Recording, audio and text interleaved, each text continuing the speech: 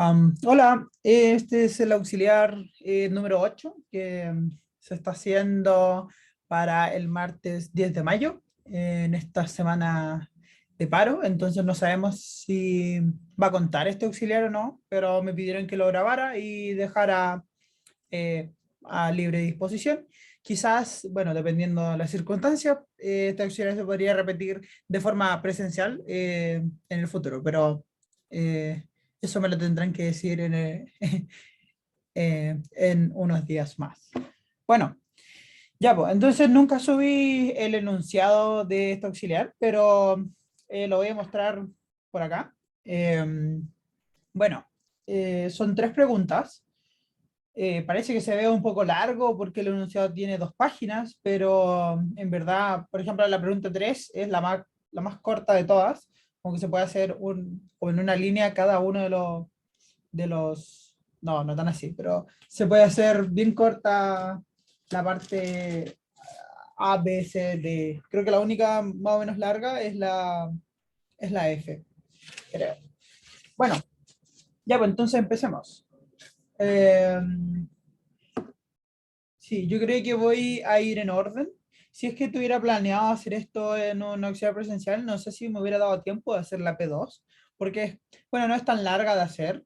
Bueno, quizás esta es de un balón de básquetbol. No es tan larga de hacer, pero igual es un poquito enredada de entender.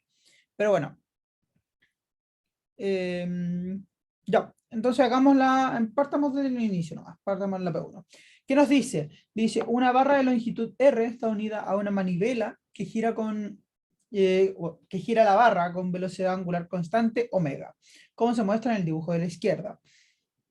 Un disco macizo de grosor despreciable está unido al extremo de la barra de forma de que puede oscilar libremente en torno al eje sobre el que gira la barra. El disco tiene un radio A y una masa M. Una vista lateral de la barra y el disco, mirando a lo largo del eje de rotación hacia la manivela, se muestra en el dibujo de la derecha, que pueden ver aquí. Bueno,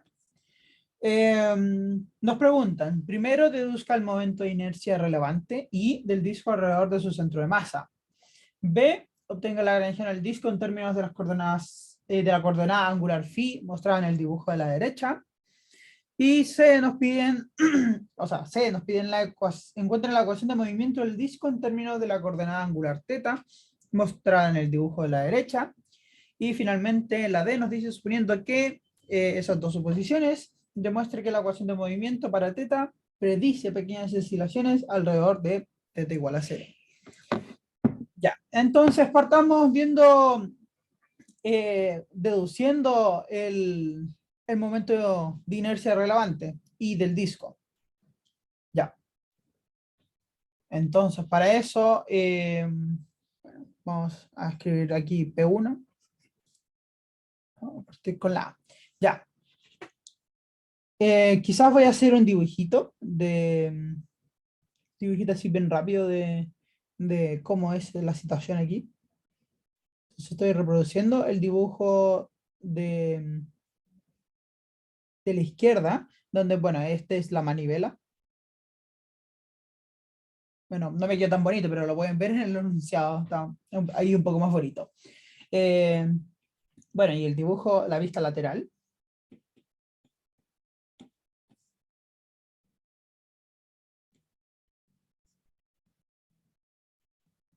Vista lateral, entonces estos son los ejes Z y X.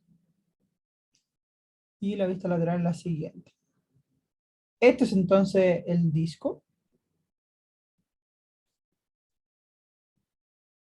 Y los ángulos θ y phi están definidos de la siguiente forma. Este ángulo completo con respecto a la horizontal, o sea, la vertical, es el phi.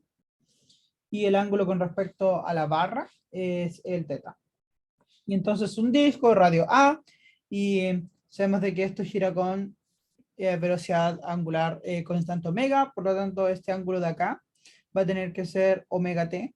Bueno, en verdad es omega t más una constante, pero bueno, podemos considerar de que esto partió en el origen. Y esto tiene gravedad hacia abajo. Ya. Entonces, no sé por qué le puse vector. Ya está con vector. Pero bueno, Nos piden entonces obtener el momento de inercia relevante del disco con respecto a su centro de masa. En este caso, el único momento de inercia que nos importa debido al giro de este problema sería con respecto al eje Y o al eje X. Por simetría son exactamente iguales, hablar de eje X o eje Y. Sí, no puede ser bueno, el otro momento de inercia que usualmente es importante con respecto a los discos es con respecto al eje Z, pero el movimiento aquí revoluciona con respecto al eje, eh, no revoluciona con respecto a ese eje, entonces ese momento de inercia no nos importa. Entonces veamos cómo está definido este eje. Bueno, primero hagamos un dibujo para ver que efectivamente el momento de inercia sí son, bueno, veamos el dibujo.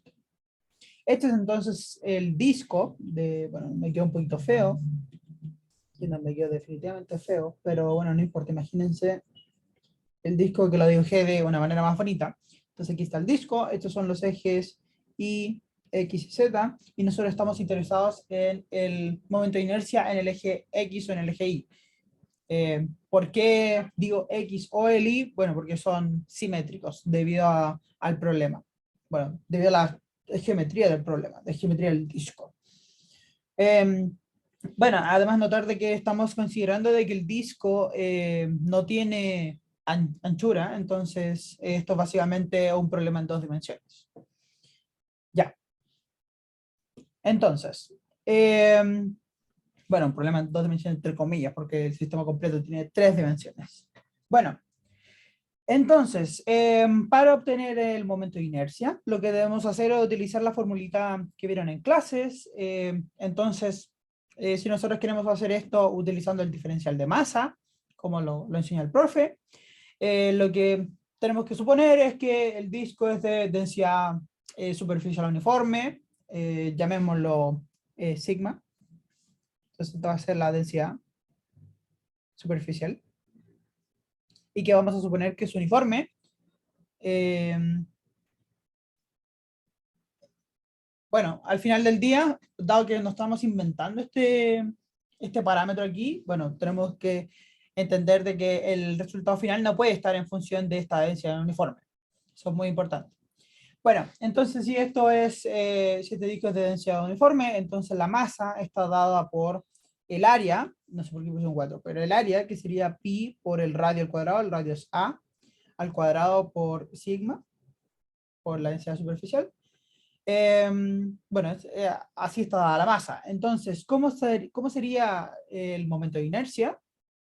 Bueno, bueno, sabíamos de que son análogos, bueno, son exactamente iguales en el eje X y en el eje Y. Entonces lo que vamos a hacer para calcular el momento de inercia Y va a ser un pequeño truquito, va a ser escribir el momento de inercia con respecto a X y también con respecto a Y, y vamos a ver de que una combinación de estas dos nos va a ayudar a resolver esta integral. Porque básicamente calcular el momento de inercia se reduce a calcular una integral.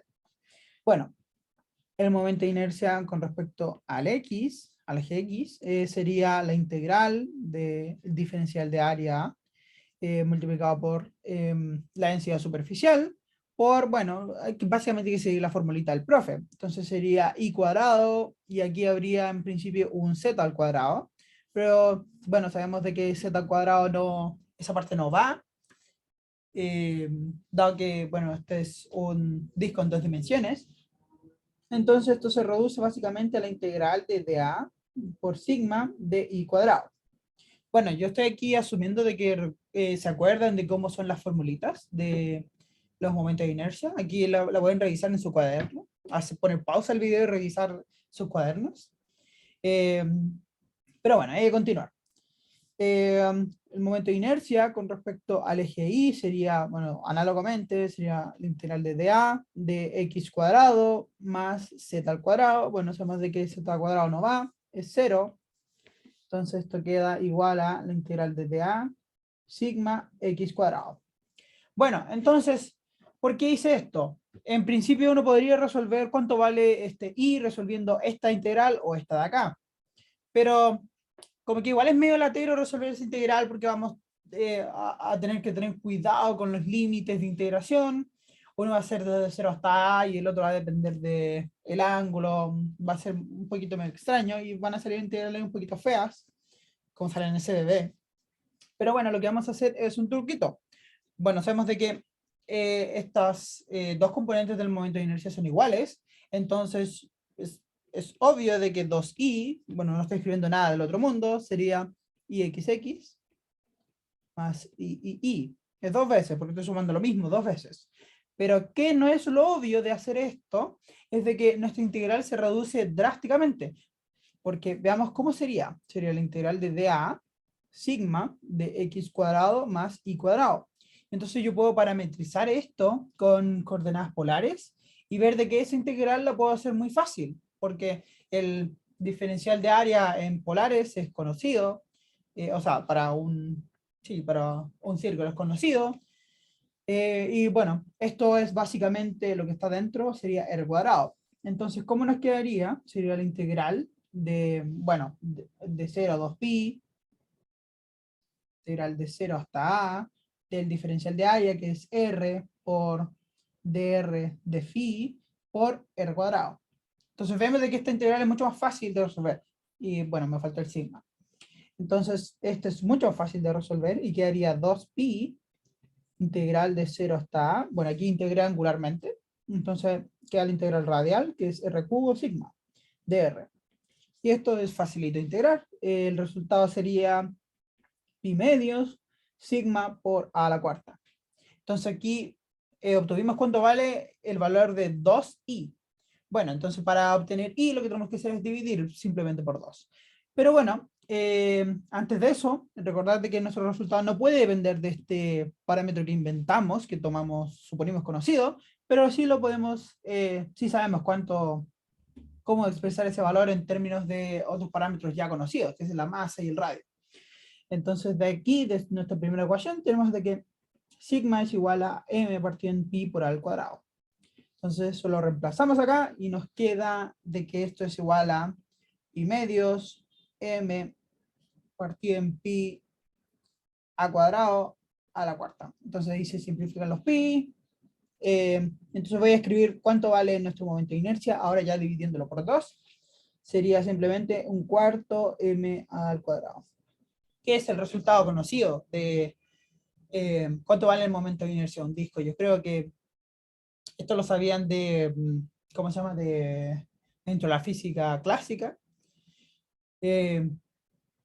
Sí, porque me acuerdo que bueno, creo que ahí es donde se ve por primera vez los sólidos rígidos, o si no, quizás de mecánica, sí o sí.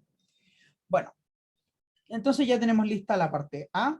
La parte B, que nos dice, obtenga la Lagrangiano del disco en términos de la coordenada angular phi, mostrada en el dibujo de la derecha. Bueno, hoy hubo algo que no vi, que es en qué momento empecé a hacer el problema. Bueno, ya, quizás, ya, no me acuerdo, pero vamos, no sé cuánto va a durar este video, pero espero que no tanto. Ya, entonces nos dicen obtener el lagrangiano del disco en términos de la coordenada angular phi. Entonces, esto lo vamos a hacer de dos formas, porque, why not? Y bueno, si tienen más herramientas para resolver un problema de este estilo. Bueno, entonces, del dibujo, ¿dónde está el dibujo original? Nosotros podemos ver cuánto vale phi en términos de teta y omega t. Solo viendo el dibujo, sabemos de que phi va a ser igual a teta más omega t. Entonces, esto lo vamos a reescribir acá. Lo vamos a necesitar en el futuro. Omega t. Ya, entonces, ¿cómo escribimos nuestro lagrangiano? Bueno, primero tenemos que escribir la energía cinética, perdón, y la energía potencial. La energía cinética es básicamente, bueno, esto ya es conocido, de que es la energía cinética del centro de masas más la energía cinética asociada a la rotación de este sólido rígido. Entonces sería energía cinética, sería K centro de masas más K rotación. Ya. Entonces, para obtener estas energías cinéticas, lo que vamos a hacer es utilizar las coordenadas de centro de masa del disco. ¿Cuáles van a ser estas coordenadas de centro masa? Bueno, básicamente las coordenadas que nos dicen dónde está el punto del medio de este disco. Entonces tenemos que escribir X y Z, porque recordamos de que eran las únicas variables necesarias de este dibujito de acá. Entonces, ¿cómo sería el valor de X y Z con respecto para describir este punto que está acá? Lo voy a marcar quizás aquí en amarillo. Para describir ese punto. Ya. Entonces, ¿cómo sería? Bueno, sería, con respecto al X, sería este largo de acá, más este largo chiquitito de acá, en el eje X. ¿Eso cómo se escribe? Bueno, básicamente sería un seno de un R, que recordad que este es el radio de la barra es R, entonces sería R de omega t, seno de omega t, más, bueno, un seno en este caso correspondiente a phi. Sí, a phi.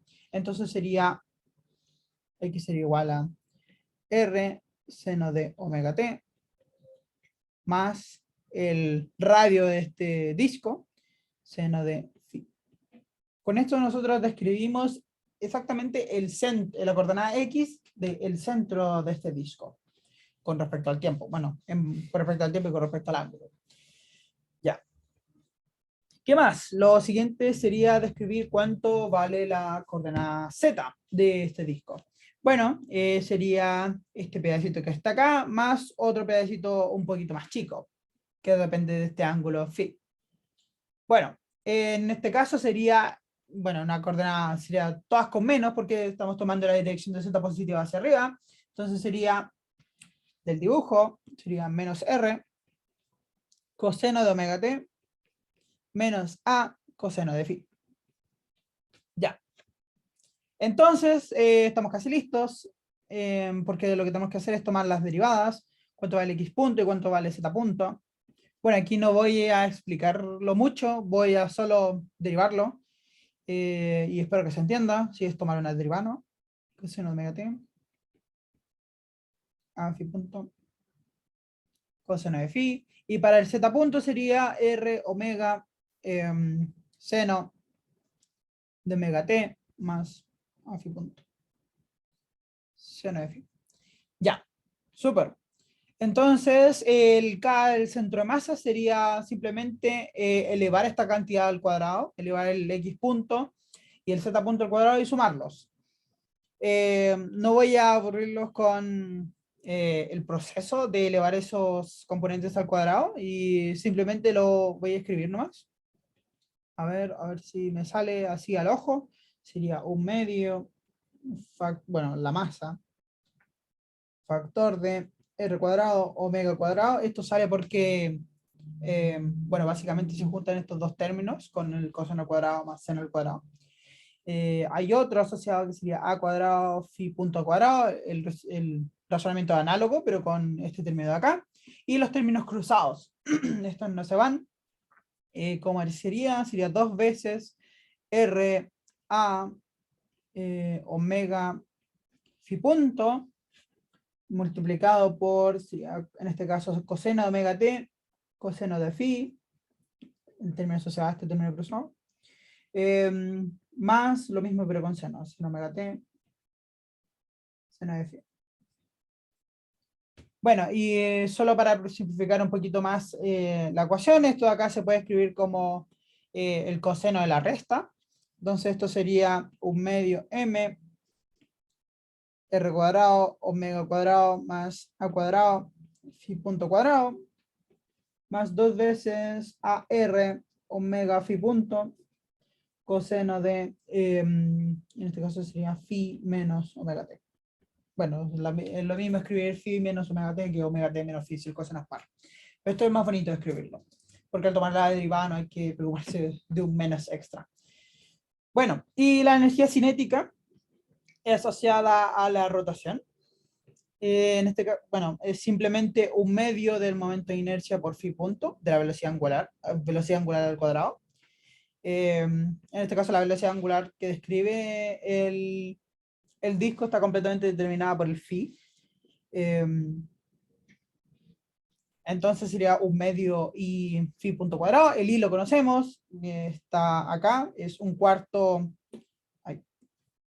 aquí está, es un cuarto m al cuadrado. Entonces esto lo podemos escribir como 1/8 ma al cuadrado phi punto cuadrado. Bueno, y la energía potencial, perdón, sería simplemente mgz, y sabemos cómo escribir el z, hasta aquí, está acá. Entonces esto sería mg menos r coseno de omega t menos a coseno de phi. Ya, entonces, ¿cómo sería nuestro lagrangiano final? Sería, bueno, K menos U.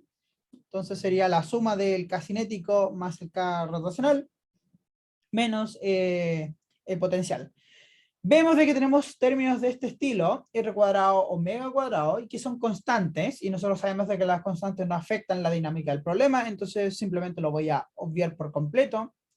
Y lo otro es, bueno, ver de que este término de acá con el término cinético rotacional se van a juntar y se van a sumar. Entonces voy a escribir básicamente cuánto vale esa suma. En este caso es 5/8, un medio más un octavo. Entonces, ¿cuánto sería? Sería 5/8 m a cuadrado phi punto cuadrado más, bueno, voy a simplificar ese un medio con el término de acá. Entonces sería más m-a-r omega phi punto coseno de phi menos omega t. Ya, omega t. Y bueno, los términos restantes son los asociados al potencial, menos el potencial. Entonces sería más mgr coseno de omega t más mga coseno de phi. Súper, entonces aquí tenemos el lagrangiano. Y bueno, lo que había dicho es que vamos a hacerlos de dos maneras, obtener este lagrangiano de dos maneras. Entonces, la segunda manera de obtenerlo es escribiendo, bueno, es haciendo literalmente que la energía cinética es un medio de RI punto al cuadrado, pero este RI punto va a ser, no va a ser tan trivial como el anterior, no va a ser con respecto al centro de masas, sino que lo vamos a hacer un poco con respecto a la posición de contacto de esta barra y el disco. Lo voy a escribir y lo explico al tiro. Entonces sería RI, lo vamos a escribir como RO más RI', donde este RO es el posición de contacto, o sea, el punto de unión, que es lo mismo, punto de unión, barra disco. Entonces, si nosotros vemos nuestro dibujo, este punto corresponderá a este de acá. Este sería el O. O si lo vemos en esta imagen de la derecha, el punto O, y bueno, ya está escrito incluso, sería ese punto de ahí. Ya. Ya, entonces, ¿cómo sería la energía cinética? Bueno, necesitamos obtener la velocidad. La velocidad es simplemente RI punto, R o punto, más RI' punto. Bueno, la energía cinética simplemente será un medio de la sumatoria. Bueno, esto solo por, ¿cómo se llama? Solo por completitud de escribir la sumatoria, en verdad no es necesario, pero siempre va a ser un medio de MI RI punto al cuadrado. ¿Cómo podemos escribir esto? Bueno, usando nuestra descomposición anterior, sería un medio M RO punto al cuadrado más un medio sumatoria con respecto a, la sumatoria va en I, sería entonces la masa I, RI punto al cuadrado, más, bueno, los términos correspondientes a la multiplicación, porque estamos elevando todo este término al cuadrado, entonces falta el término de la multiplicación de los dos entre medio. Entonces, ¿cómo sería? Sería la sumatoria de I, MI, RI punto al cuadrado, punto, no, perdón, sin el cuadrado, esto producto punto con el RO punto. Ya, podemos reconocer algunos términos. Esto de acá es literalmente la definición de un medio I' phi punto al cuadrado. Ahora, ¿por qué le puse I'? Bueno, porque este momento de inercia no es con respecto al origen, y el momento de inercia que calculamos anterior era con respecto al origen, entonces estoy recalcando de que son momentos de inercia distintos. Este momento de inercia es con respecto a este punto O que escogimos.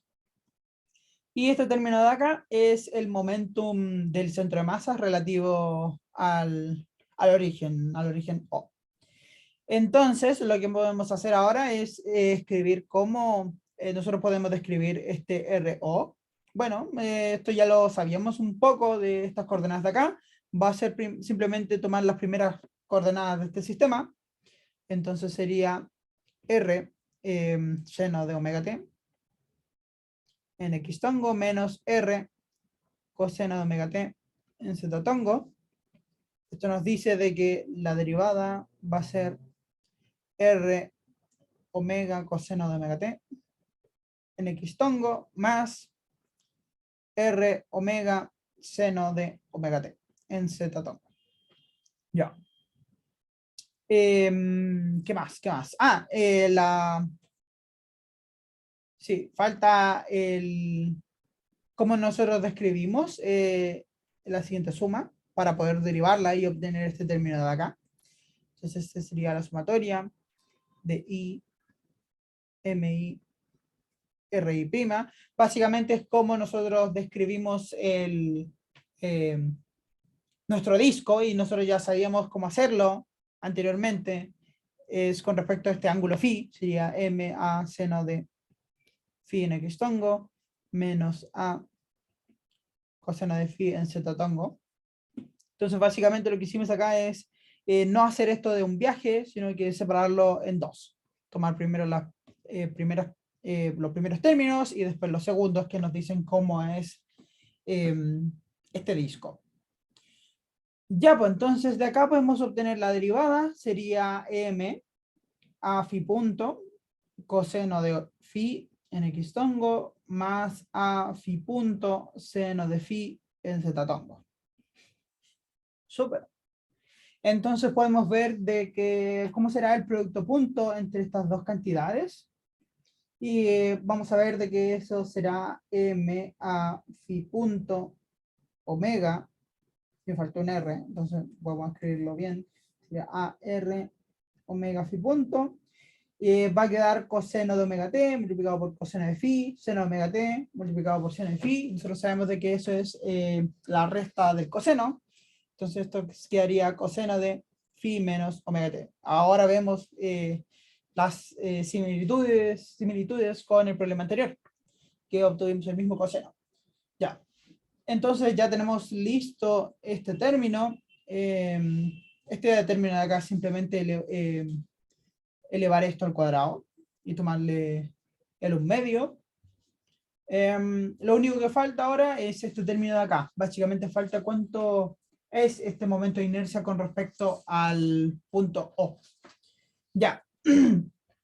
Este momento de inercia, bueno, yo creo que ya lo intuyen, lo vamos a tener que sacar utilizando el teorema Steiner o el teorema de los ejes paralelos.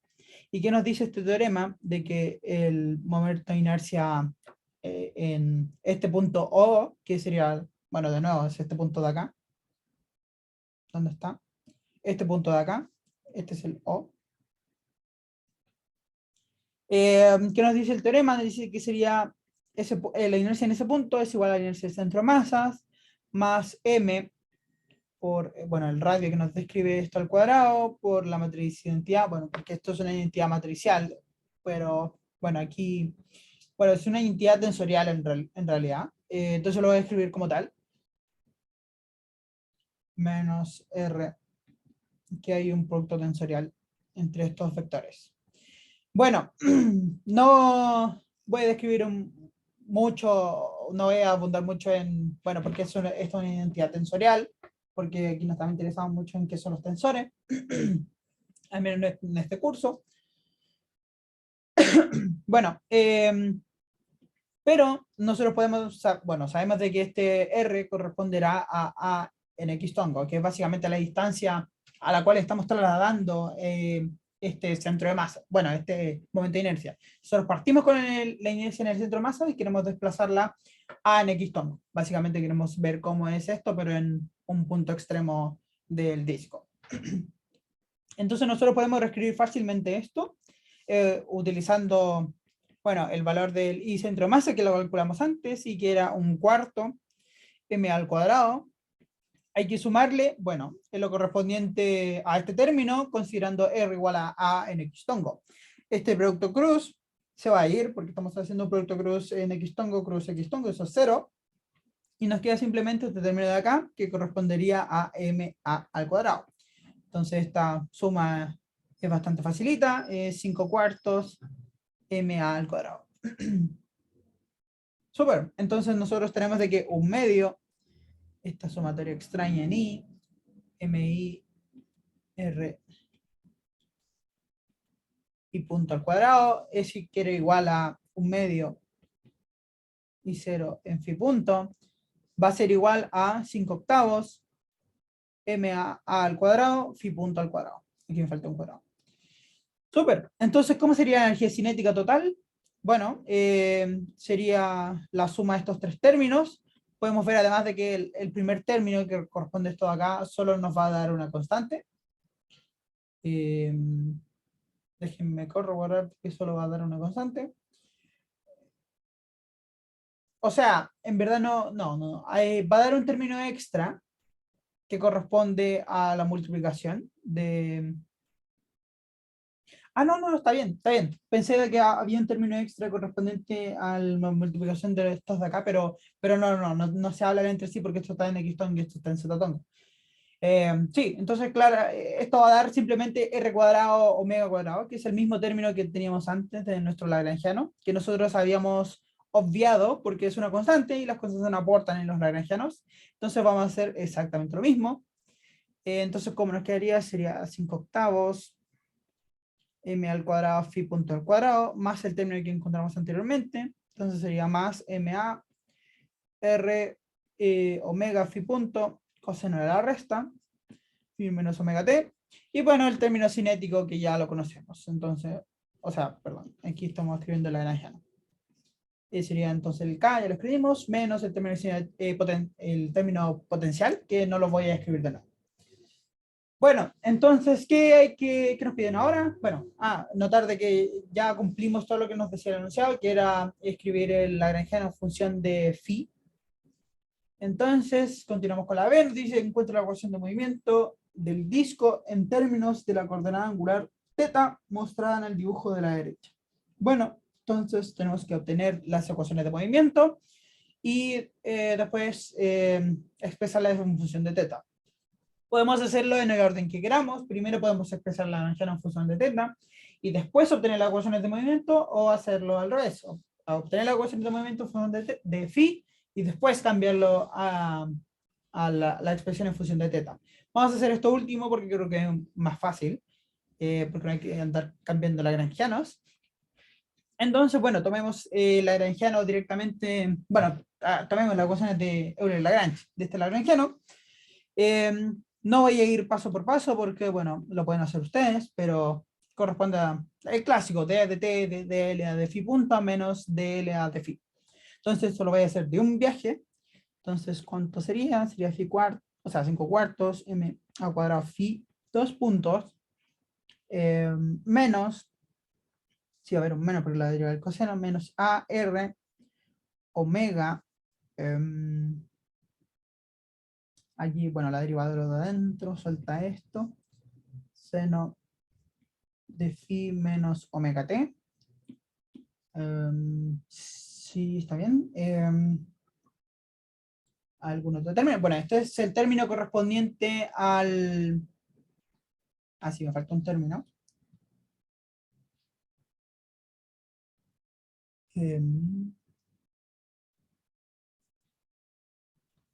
Falta este de acá. Más m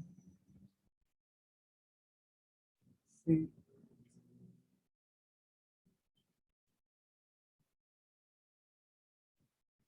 omega t.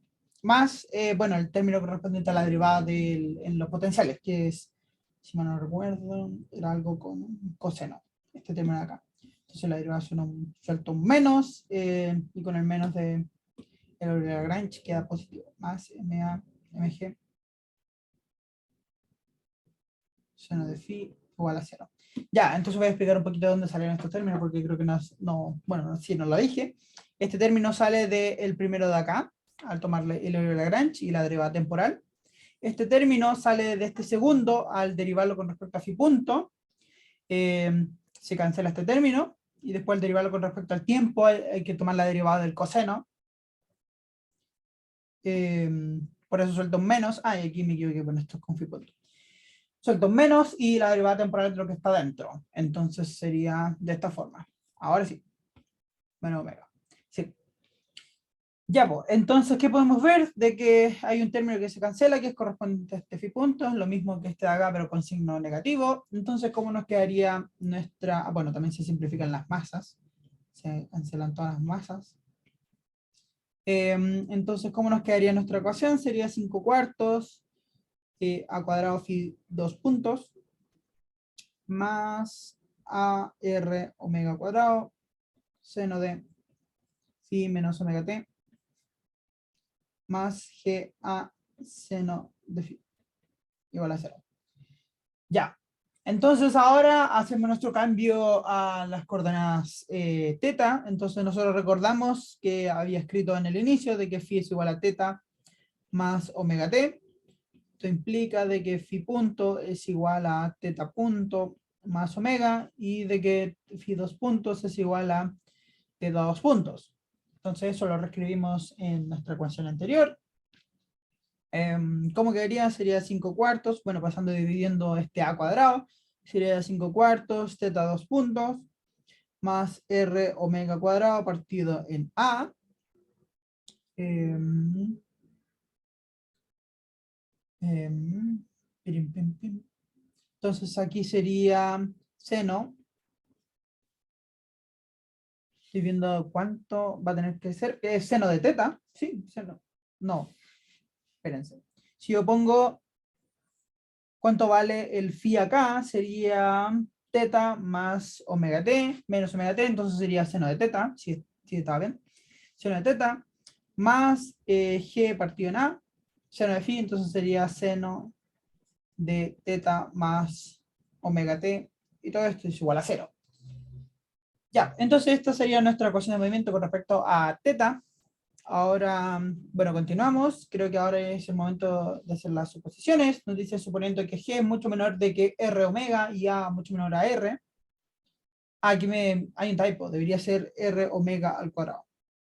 Sí, si no, no tiene, incluso no tiene sentido de las unidades. Demuestre que la ecuación de movimiento para teta predice pequeñas oscilaciones alrededor de teta igual a 0. Ya, entonces las suposiciones eran G mucho menor a R omega cuadrado y, perdón, esto era A mucho menor a R. Entonces queremos ver de que la solución predice pequeñas oscilaciones. Entonces usemos pequeñas oscilaciones y veamos si obtenemos un resultado coherente. ¿No es cierto? Básicamente, si utilizamos pequeñas oscilaciones, nosotros lo que esperamos es de que la solución sea del estilo seno de algo o coseno de algo. Entonces veamos si admite soluciones de ese tipo. Eso nos preguntan. No nos piden demostrar de que... eh, eh, ¿cómo se llama? No nos pide demostrar así como resuelva la EDO desde cero con esta aproximación y vea y diga cuál es la solución. Bueno, no, nos dicen demuestre que la ecuación para teta predice pequeñas oscilaciones. Entonces podemos decir, ya, ¿qué pasa si utilizamos la solución de pequeñas oscilaciones? ¿Nos da un resultado con sentido? ¿Sí o no? Entonces veamos, entonces utilizamos la aproximación que sería seno de teta, aproximadamente teta, y coseno de teta, aproximadamente 1. Aproximadamente 1. Entonces esto sería, bueno, ¿cómo sería este tercer término acá que tiene una suma? Sería seno de teta. Sí, sería seno de teta, coseno de omega t, más coseno de teta, seno de omega t. Esto sabemos utilizando la aproximación anterior, sería teta por coseno de omega t más seno de omega t.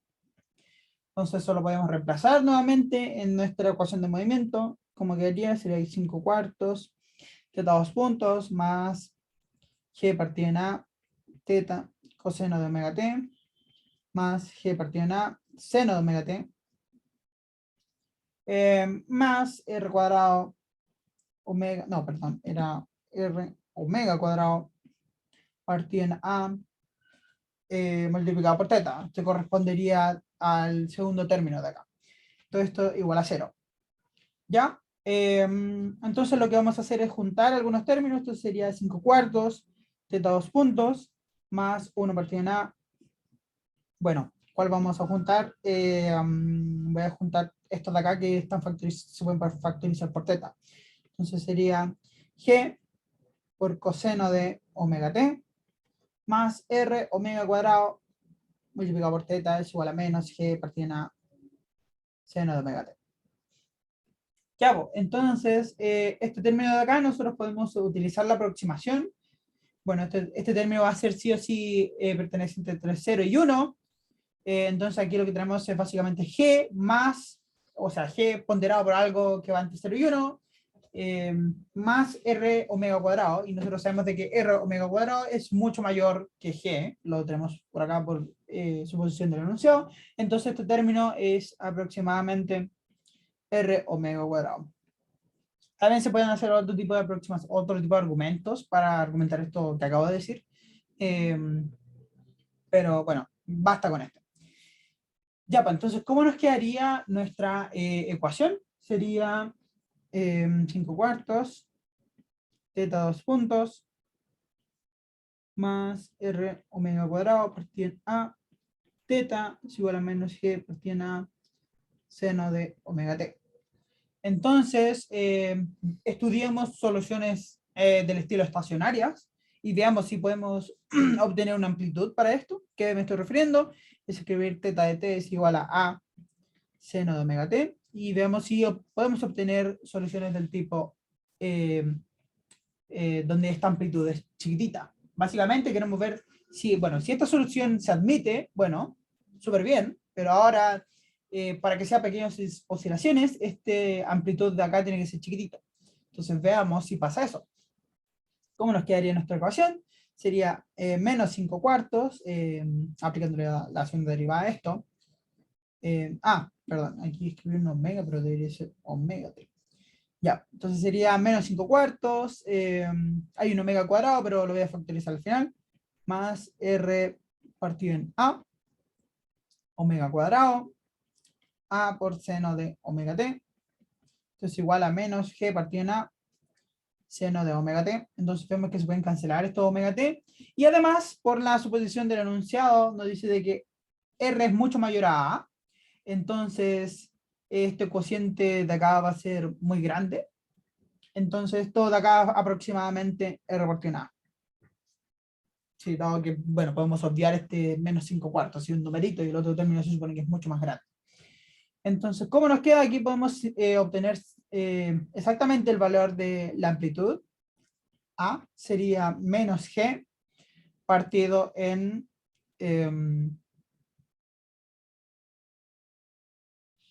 R partido en A. Sí, sí, se cancelan los A, este A chiquitito, con este A de acá. Pensé que se pasaba para el otro lado. Pero bueno, como sería R omega cuadrado, porque pasa dividiendo este R de acá y este omega cuadrado de acá.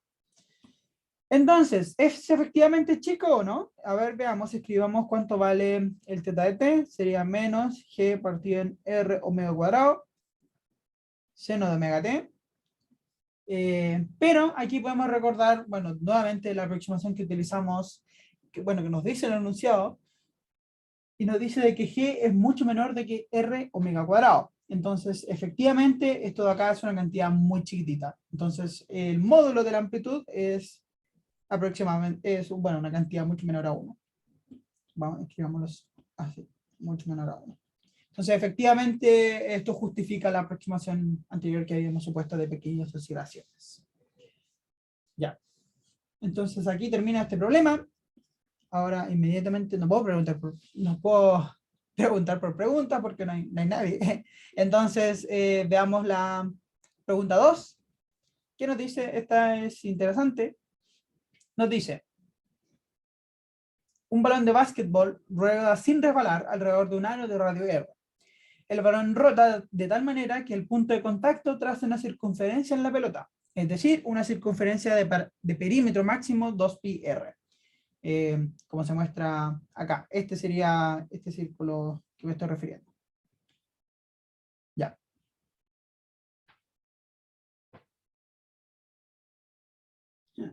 Ya. Bueno, de perímetro máximo 2πr. Y el centro de masa rota con frecuencia angular omega, en sentido antihorario visto desde arriba. El plano asociado a la circunferencia que traza el punto de contacto está en un ángulo θ de la horizontal, como se muestra en la imagen. La pelota tiene momento de inercia y es igual a 2/3 mr cuadrado. Considere gravedad en el problema. Nos piden primero calcular el torque del balón con respecto a su centro de masas, dado por la gravedad y las fuerzas de contacto. Entonces partamos al tiro hablando de eso. Ya. Entonces, ¿cuáles son las fuerzas de contacto de este problema? Bueno, nosotros podemos escribir, a mí que muy feo. Pero bueno, imaginémonos de que este es el aro. Aquí está la pelota.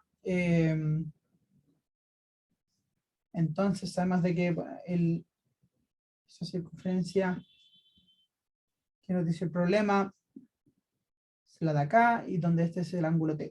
Me quedó muy horrible el dibujo, pero bueno, no importa. Ya. Entonces, haciendo el diagrama de fuerzas, la gravedad siempre está siendo afectada en el centro de masas y las normales en los puntos de contacto. Entonces necesitamos una normal N1 para compensar la gravedad y una normal horizontal N2 que básicamente nos provee la aceleración centrípeta necesaria eh, para que la pelota siga girando alrededor de su centro de masas con frecuencia angular omega. Ya. Y además, otro punto importante a notar es de que el radio que traza el centro de masas, eso es una cantidad conocida, y eso vale simplemente por geometría, vale R menos R coseno de θ. Sí, donde este R, no sé si lo dije, pero este R es el radio del balón. Radio del balón. Y el R es grande, es el radio del aro. Básicamente lo que estoy diciendo es, si nosotros vemos esto desde arriba, la circunferencia que traza el centro de masas es esta de acá. Y lo que estoy diciendo es de que el radio de esa circunferencia es R menos R coseno de θ. Esto lo podemos ver por geometría. Básicamente hay que quitarle un radio chiquito. Ya, pues. ¿Qué más? ¿Qué más? Ah, ya.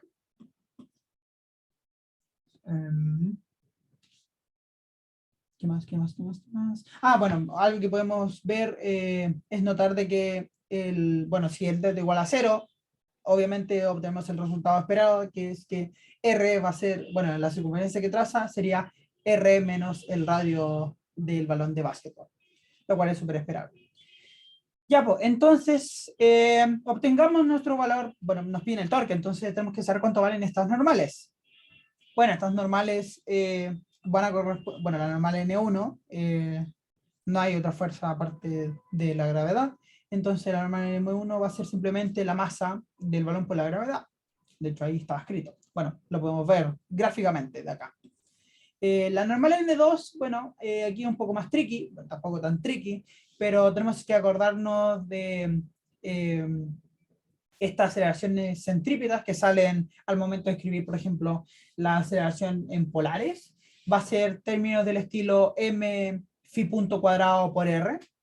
Entonces la normal, N2, va a tener que valer exactamente ese valor para que esto pueda girar de la manera correspondiente. Entonces sería m phi punto cuadrado, pero sabemos que phi punto cuadrado tiene que ser omega al cuadrado, por el radio que traza el centro de masas. Pero ¿cuál es el radio que traza el centro de masas? Bueno, lo escribimos recién. Sería R menos R coseno de teta. Ya. Entonces, súper. ¿Qué más? ¿Qué más? Creo que estamos listos para sacar el torque con respecto al centro de masas. Sí, ya tenemos el valor de las fuerzas. Lo único que nos falta, bueno, sí, no hay más fuerzas externas. Entonces, lo que tenemos que notar ahora es, ya, ¿cuáles van a ser las fuerzas que realmente van a ser torque? Bueno, sabemos de que la gravedad no va a ser torque. Esto es básicamente porque queremos ver el torque con respecto al centro de masa y la gravedad actúa en ese mismo punto. Entonces no hay brazo que ejercer ahí, entonces el torque es cero. Pero las fuerzas de contacto, tanto N1 como N2, sí van a ser torque. Ahí uno puede hacer la regla a la mano derecha para ver cuál van a ser los signos correspondientes. Si uno hace el torque de la fuerza con respecto a N1, uno puede ver de que esto va a ser, a ver, estoy haciendo el producto cruz con mis manos, creo que no se puede ver, pero va a ser un torque hacia dentro del papel. Sí, va a ser hacia dentro del papel. Y con respecto a N2 va a ser un torque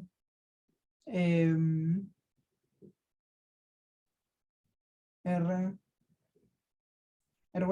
hacia afuera del papel. Entonces, bueno, si nosotros dibujamos nuestros sistemas de coordenados, así, Z hacia arriba, un R, un vector bueno, como lo hacemos en polares o en cilíndricas. También va a haber un eje n-tongo, que es el eje en el cual gira esta pelota. Este va a ser el ángulo teta, de hecho. Bueno, y para que den sentido estos vectores unitarios, este fitongo o bueno, sí, lo podemos llamar fitongo o barfi, bueno, como lo quieran llamar. Fitongo que nos describe completamente este sistema cartesiano, R, phi y z. Este phi tiene que ser hacia adentro. Porque recordad de que, bueno, un truquito para ver por qué es así es porque R cruz phi siempre tiene que dar z. Tiene que ir hacia adentro. Creo que lo dibujé hacia afuera. Y hacia adentro es con el X. Ahora sí. Ya, pues, entonces el torque con respecto al N1 va a ser positivo porque ese es hacia adentro del papel y el N2 va a ser negativo porque es hacia afuera del papel, dado nuestro sistema de coordenadas. Entonces el torque sería, bueno, el módulo del torque sería N1 por el brazo correspondiente es R coseno de teta. Y N2 lo mismo, pero en este caso va a ser correspondiente al seno de teta, porque el coseno de teta es paralelo a este. Ya. Entonces sería N2, R, seno de teta. Ya, pues. Súper. Entonces podemos escribir cuánto valen esto con nuestros valores de N1 y N2 que obtuvimos antes. Esto sería mg, R coseno de teta, menos M omega cuadrado, R menos R coseno de teta, multiplicado por R seno de teta. Ya, súper. Entonces este es el torque. Ya tenemos listo esa parte de la pregunta. Lo siguiente nos dice, determine el vector velocidad angular, que describe la rotación del balón relativa a un sistema inercial, que podemos tomar, por ejemplo, en el centro del aro. Nos dicen expresa su respuesta en términos de omega, R mayúscula, R minúscula y vectores unitarios. Hint, considera el sistema de referencia donde el centro de masa está en reposo y luego obtenga el resultado en el sistema pedido. Entonces, básicamente tenemos que calcular cuánto vale el momento angular, la velocidad, o sea, velocidad angular, perdón, del balón en el sistema de referencia donde el centro de masa está en reposo, o otra manera de decirlo es el sistema solidario al centro de masa, que gira con él, y después pasarlo al sistema de referencia inercial. Lo vamos a considerar en el centro del aro porque es el punto más fácil. Entonces, bueno, nuestra velocidad angular va a ser omega en z tongo, porque sabemos de que esto gira con velocidad angular omega, menos esta velocidad angular que hay que encontrar, que es con respecto al mismo valor en el sistema de referencia solidario, o en el que gira donde el centro de masa está en reposo. Ya.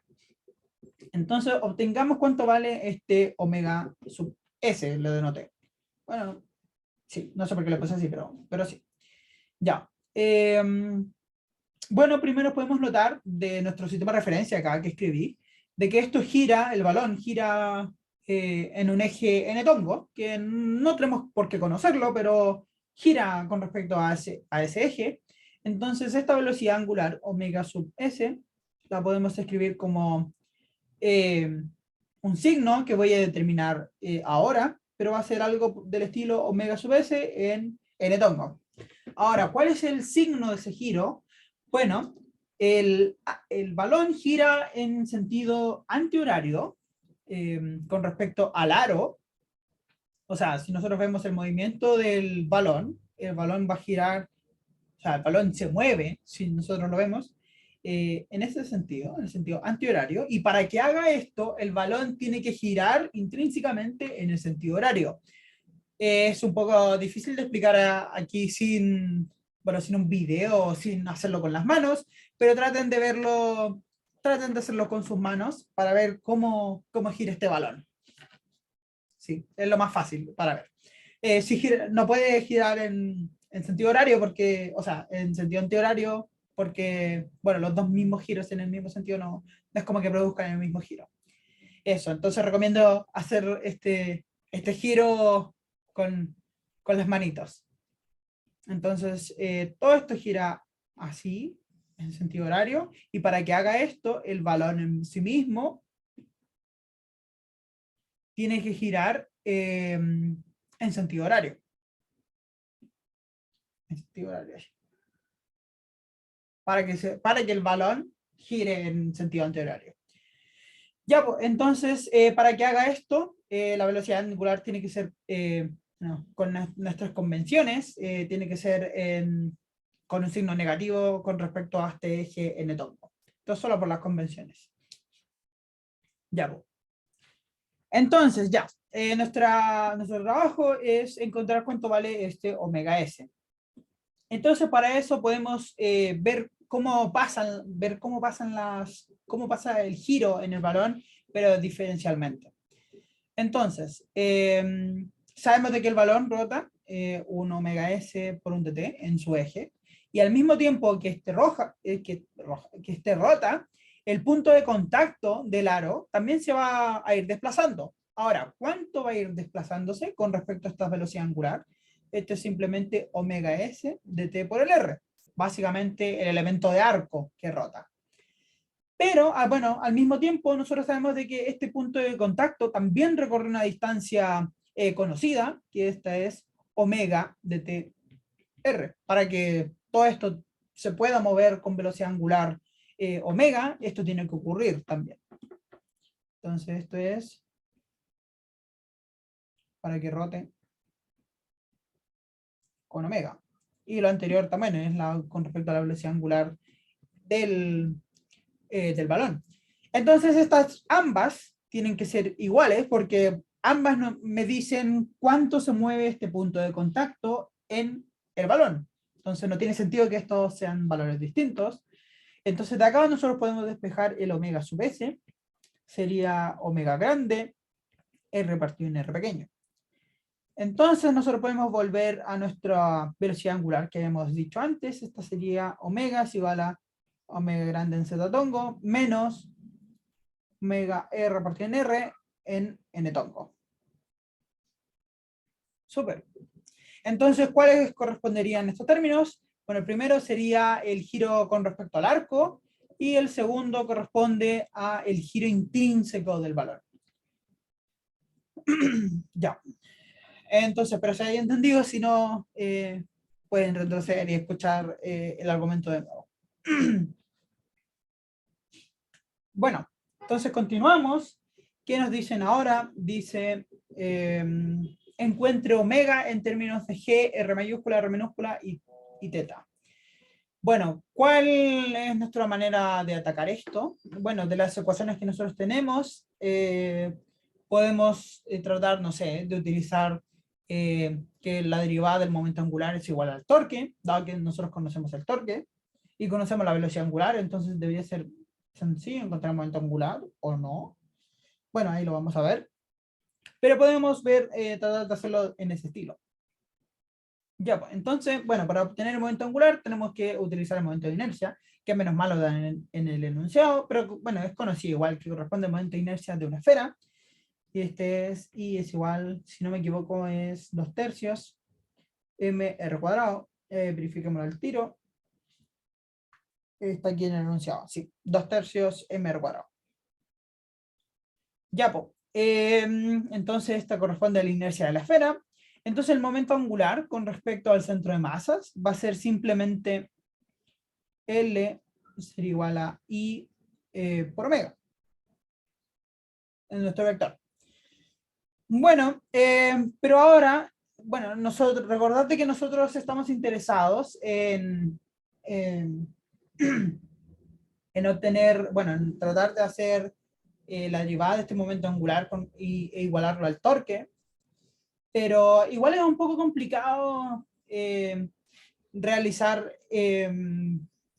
este momento, bueno, obtener la derivada de este momento angular por completo, porque, bueno, al derivarlo con respecto al tiempo, vamos a tener que ver cómo es la derivada de este n-tongo con respecto al tiempo, van a salir estos ángulos medio rancios, va a salir algo en r-tongo, algo en θ-tongo, y etcétera, etcétera, etcétera, lo cual va a complicar bastante el problema. Entonces lo que vamos a hacer es notar de que solo la parte horizontal del momento angular tiene que cambiar mientras el balón gira en el aro. Esto es porque básicamente si no es así, el momento angular no giraría con velocidad angular omega constante. Si se variara en este eje phi tongo, bueno, el momento angular iría aumentando y empezaría a resbalar en algún momento. Y bueno, si pasa en Z, básicamente algo parecido. Si esto cambia en Z, el momento angular, o bueno, el balón podría caer o no. Entonces, el único que tiene que cambiar es la parte horizontal del momento angular. Entonces, se lo escribo. La parte horizontal. Vamos a analizar la parte horizontal.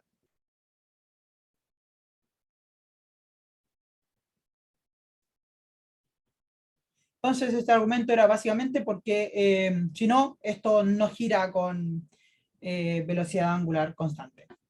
Porque esto tiene como que contrarrestarse con estas fuerzas ficticias, las centrífugas, etc. Ya, pues, entonces, ¿cuál sería el correspondiente? Entonces, ¿cómo sería? Sería L, la parte horizontal, sería I por, bueno, la parte horizontal de este omega, que está acá.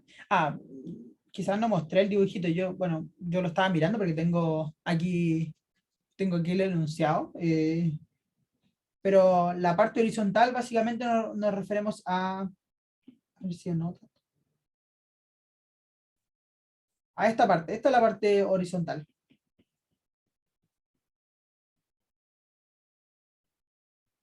Horizontal entre comillas.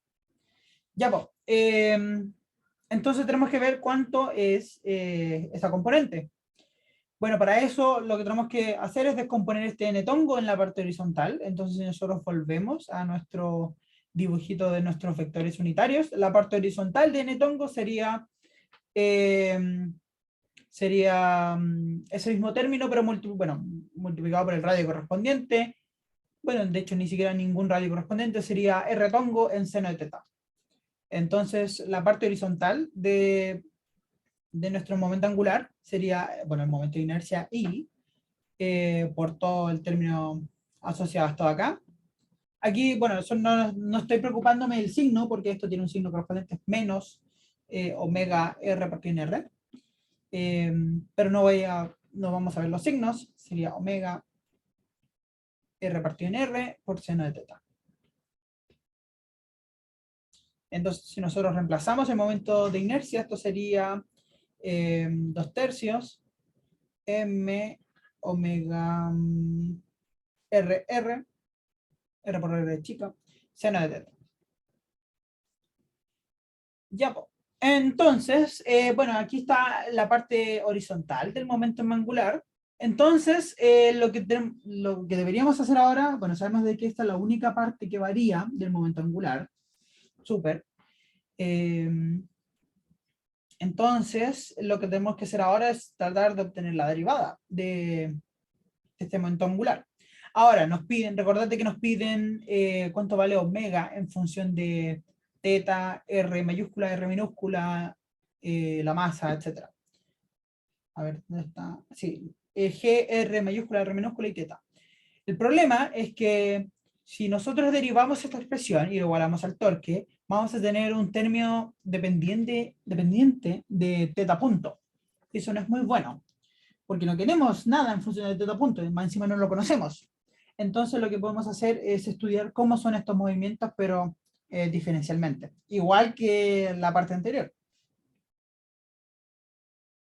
Entonces veamos cómo funciona, cómo rota esto, pero diferencialmente.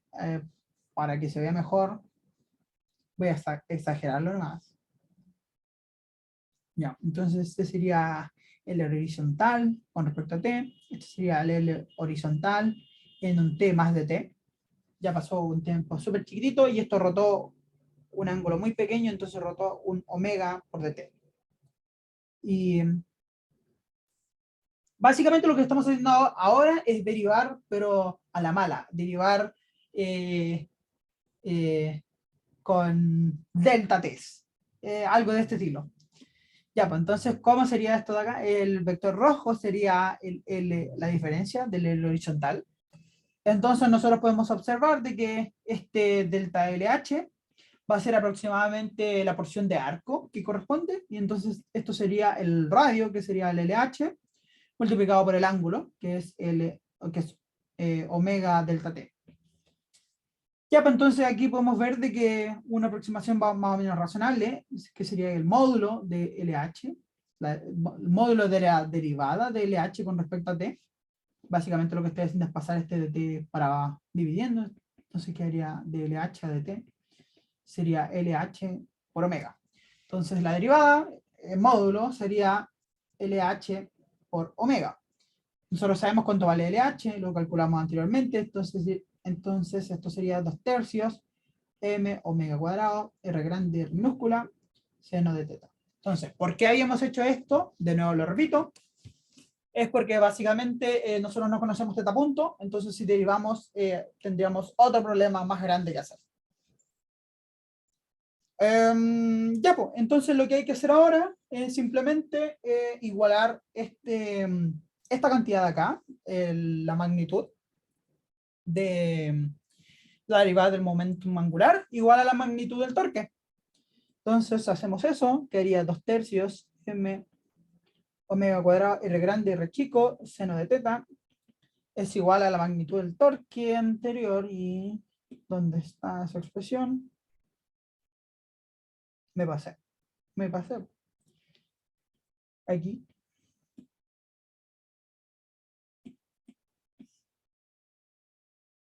Sería esta cantidad de acá. Entonces, bueno, de aquí sí podemos despejar omega en función de las constantes que nos habían dicho en el problema. Bueno, para simplificar un poquito, vamos a multiplicar todo esto por 1/5 seno. Entonces esto quedaría 2/3 m omega cuadrado r minúscula tangente de teta. Lo que podemos notar es de que, y se me olvidó, de que se van a ir todas las masas y se van a ir todos los r chicos, porque los r chicos se cancelan aquí en azul y las masas se cancelan aquí en rojo. Ya, pues entonces esto quedaría 2/3 omega cuadrado, r grande, seno partido en coseno es tangente, es igual a g menos omega cuadrado, r tangente de teta, más r omega cuadrado seno de teta. Ya, pues entonces lo que podemos hacer ahora es factorizar este omega cuadrado. Sería, bueno, pasar sumando este término y quedaría un 5/3. porque 2/3 más 1 es 5/3. R tangente de teta menos R seno de teta. Esto es igual a G, lo cual pasamos dividiendo esta expresión y sacamos raíz. Nos queda de que omega es igual a la raíz de G partido en 5/3 R tangente de teta menos R seno de teta. Ya. Entonces aquí terminamos. Este era el fin de este problema. Si ven, la matraca no fue mucha. Cuando fue como un poco, una plana y media, pero escribiendo bien grande. Pero lo más difícil de este problema era usar estos argumentos para evitar matraca, evitar mucha matraca además. Porque, por ejemplo, si no hubiéramos hecho este truquito de acá, de la derivada, estaríamos todavía pensando en cómo obtener teta punto, porque no tengo idea cómo obtenerlo. Bueno, eso es, ya no sé cuánto llevo de tiempo haciendo este video, pero ya quizás voy a dejar la pregunta 3 como propuesta. No es muy difícil, de hecho es un problema que se hace súper rapidito, así que eso, quizás lo voy a dejar propuesto porque creo que ya me pasé del tiempo, no sé. Pero es súper facilito, se puede hacer bien tranquilo. Eso, y cualquier duda me hacen alguna consulta. No sé no sé cuándo y cómo voy a subir este video, pero en algún momento lo voy a subir. Eso. Así que voy a detener la grabación.